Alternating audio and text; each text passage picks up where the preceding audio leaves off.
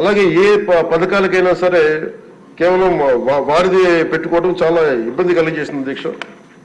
ముఖ్యంగా ముఖ్యమంత్రి గారు వచ్చి, గౌరవ ముఖ్యమంత్రి గారు వచ్చి ఎప్పుడు కూడా ఎవరికి కూడా గుర్తింపు లేనివి, ఆలోచించనివి కూడా వాళ్ళని ముందుకు తీసుకొచ్చి వాళ్ళకి ముఖ్యంగా నేను చెప్తుంది, మొన్న చాలాసార్లు కొన్ని సందర్భాల్లో ముఖ్యమంత్రి గారి దృష్టికి తీసుకెళ్తే ఎల్లాప్రగడ సుబ్బారావు గారి గురించి ఎవరికి తెలియదు అధ్యక్ష, చాలా తక్కువ మందికి తెలుసు.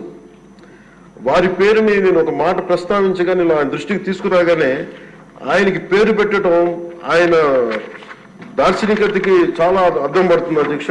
ఎందుకంటే ఎవరెవరి పేర్లు నిన్న కాక మొన్న వచ్చిన వ్యక్తి పాస్బుక్లకి పేర్లు ఆయన ఫోటోలు వేసుకున్న దాన్ని నిజంగా దేశం కోసం ప్రజల కోసం కాంట్రిబ్యూట్ చేసిన వ్యక్తికి అది గుర్తించడం అనేది మనస్ఫూర్తిగా ముఖ్యమంత్రి గారికి నా ధన్యవాదాలు తెలియజేసుకున్నాను అధ్యక్ష.